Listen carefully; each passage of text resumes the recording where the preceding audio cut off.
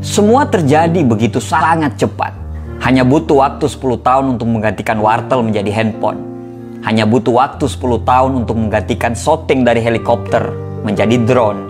Hanya butuh waktu 10 tahun untuk mengubah SMS menjadi chat di WhatsApp, Telegram, Line, bahkan dengan fasilitas video call-nya. Tidak ada yang abadi di dunia ini kecuali sebuah perubahan. Perubahan itu mutlak kita lakukan. Karena beda zaman, beda tantangan, beda tahun, beda perjuangannya. Lingkungan berubah begitu sangat cepat. Bersiaplah untuk punah kalau kita tidak mau berubah. Dulu, siapa yang tidak tahu dengan Nokia? Salah satu produsen handphone terbesar di dunia. Dan hampir semua orang di dunia ini memiliki handphone tersebut.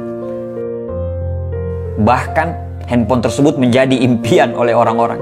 Tapi, kenapa perusahaan yang begitu besar bisa terjatuh? Apakah mereka melakukan kesalahan? Tidak. Mereka tidak pernah melakukan kesalahan. Tapi kekeliruan mereka terlalu nyaman sehingga lupa untuk berubah seiring dengan tren masa kini. Akibatnya, perusahaan mereka digilas oleh pesaing lain dengan sangat cepat. Ketika perusahaan produsen ponsel lain sibuk mengeluarkan ponsel Android yang terbaru, Nokia masih sangat nyaman dengan ponsel-ponsel buatan mereka. Dan akhirnya, sekarang mereka menjadi perusahaan pesakitan. Coba bayangkan apa yang terjadi jika Nokia dengan segera mengeluarkan ponsel Android ketika sistem operasi buatan Google itu booming.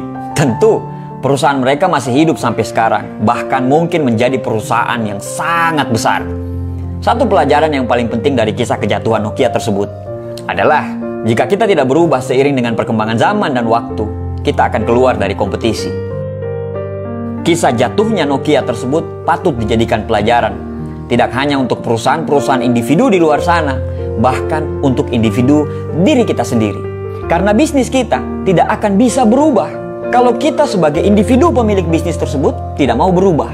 Tetapi berubah itu tidak selalu meniru cara orang lain untuk berubah.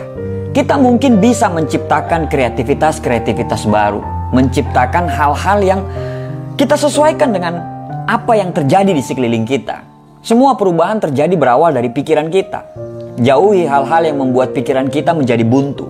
Dan yang paling penting, jangan terlalu asik dengan keberhasilan masa lalu.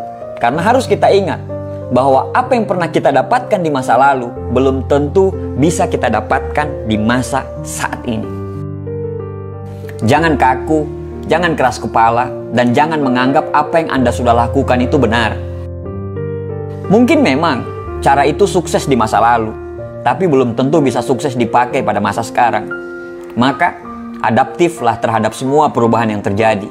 Antisipasi semua perubahan itu dengan selalu belajar dan jangan lupa untuk mengeksekusi semua tindakan-tindakan kita. Karena pemikiran hanyalah ilusi apabila kita tidak mengeksekusinya.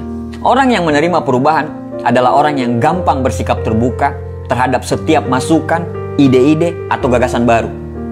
Kesimpulannya adalah, yang pertama, keuntungan yang kita miliki semalam mungkin bukan lagi satu kelebihan pada esok harinya.